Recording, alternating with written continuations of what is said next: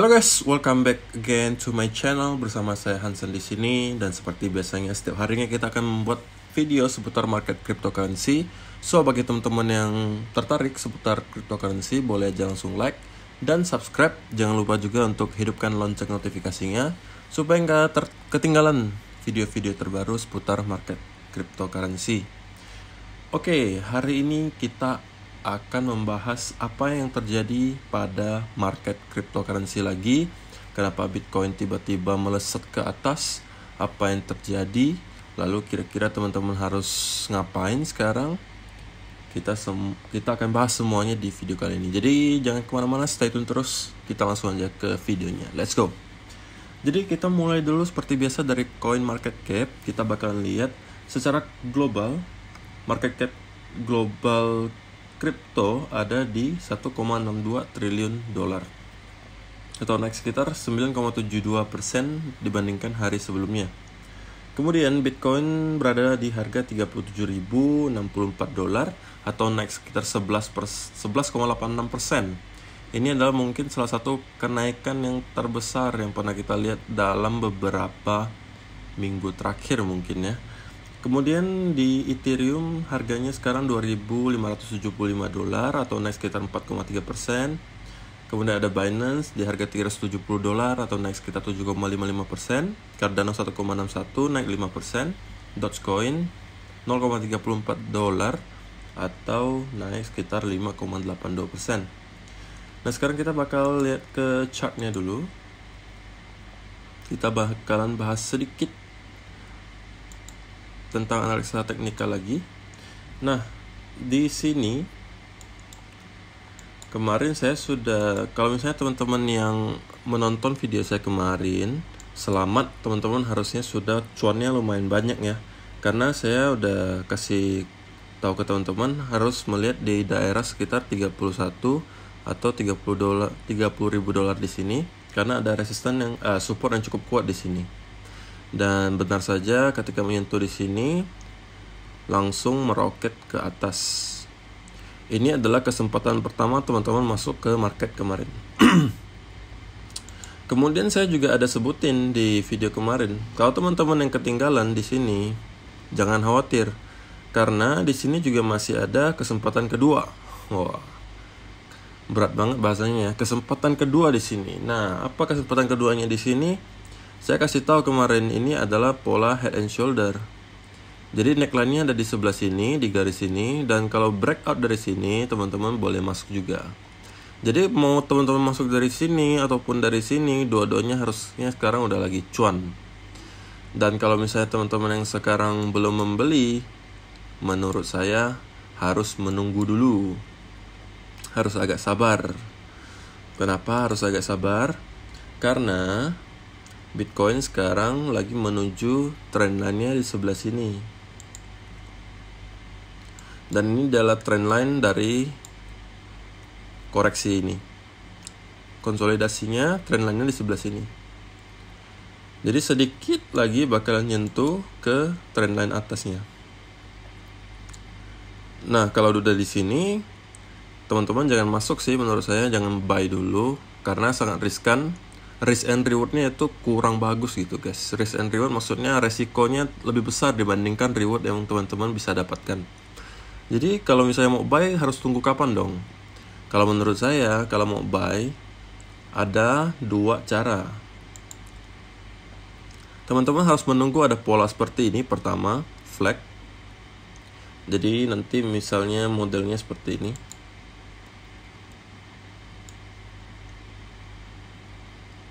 Nah, kalau ada seperti ini flag, teman-teman buat aja trendline-nya di atas. Kalau breakout, boleh teman-teman masuk. Cuman saran saya kalau masuknya di daerah sini, stop loss-nya harus agak dekat guys. Jangan terlalu jauh. Karena riskan banget. Takutnya nanti di reject pas sudah nyentuh ke trendline ini. Menurut saya lebih aman itu ketika ada pola flag seperti ini. Kemudian breakout dari trend line-nya di sini, dan ketika sudah breakout di sini, retest. Nah, teman-teman baru masuk di sini. baru masuk. Itu cara yang lebih aman menurut saya. Kalau misalnya yang di sini masih riskan, karena kenapa? Masih ada kemungkinan di reject dari trendline ini. Tapi kalau dari sini, itu kita udah konfirmasi bahwa bullnya sudah kembali dan mampu menahan harga di atas trendline ini. Jadi itu adalah saran saya untuk teman-teman untuk kondisi Bitcoin saat ini. Kalau misalnya teman-teman yang request, wah bang, kenapa Bitcoin mulu sih bahasnya? Kenapa nggak BNB? Kenapa nggak Ethereum? Karena gini guys, kalau menurut saya namanya Bitcoin itu adalah istilahnya kiblatnya market cryptocurrency gitu ya. Jadi kalau teman-teman hanya membahas teknikalnya BNB tanpa melihat Bitcoin dulu, percuma. Karena Bitcoin kalau turun, ya koin lain juga ikut turun. Bitcoin naik, koin lain tetap ikut naik. Jadi menurut saya lebih penting teman-teman melihat dulu di Bitcoinnya kondisinya seperti apa. Tapi oke deh, kita bahas sedikit deh kalau misalnya BNB. BNB. Oke, BNB sekarang juga mulai naik lagi. Dan next stop harusnya ada di trendline-nya juga sebelah sini. Kalau misalnya teman-teman yang mau masuk, ya sama, jangan masuknya di harga sekarang. Karena sekarang belum ada koreksi yang cukup menurut saya. Sama, tunggu dulu ada koreksi sedikit. Kalau mau masuk, baru masuk. Semuanya sebenarnya tergantung dari Bitcoin kalau menurut saya. Ada juga yang kemarin request Ethereum. Oke, Ethereum juga kita bahas coba. Nah, Ethereum sebenarnya polanya udah cukup bullish sih di sini. Cuman harus breakout dulu dari trendline ini. Ya, baru teman-teman boleh masuk. Nah, hari ini saya sebenarnya pengen bahasnya teknikalnya singkat aja, karena banyak banget berita bagus untuk Bitcoin dan market cryptocurrency secara general. Yang pertama, mungkin teman-teman juga udah membaca atau ada lihat di mana gitu, bahwa negara yang namanya El Salvador itu akan membuat Bitcoin pembayaran legal di negaranya. Ini adalah salah satu berita yang sangat-sangat positif kalau menurut saya untuk Bitcoin. Karena apa? Karena ini adalah negara pertama dalam sejarah yang menerima Bitcoin sebagai pembayaran legal. Dan sudah disetujui oleh 62 anggota Kongres dari 84. Jadi sudah pasti diterima. Sudah fix gitu ya. Kalau kemarin kan masih kayak rancu gitu, harus istilahnya kalau kayak di Indonesia harus diserahkan ke DPR dulu, di voting dulu benar-benar diterima atau enggak gitu oleh sebagian besar DPR misalnya. Kalau di sini sudah ada 62 dari 84 orang yang menerima. Jadi otomatis bakal diterima. Dan di sini juga ada beberapa keterangan di sini. Nah, the purpose of this law is to regulate Bitcoin as an unrestricted legal tender with liberating power, unlimited in any transaction, and to any title that public or private, natural or legal person required to carrying out.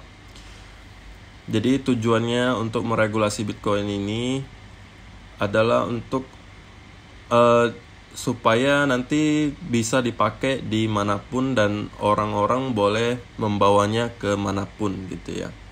Dan the bill includes a list of interesting proposals such as zero capital gain tax on BTC. Jadi tidak ada capital gain tax di Bitcoin.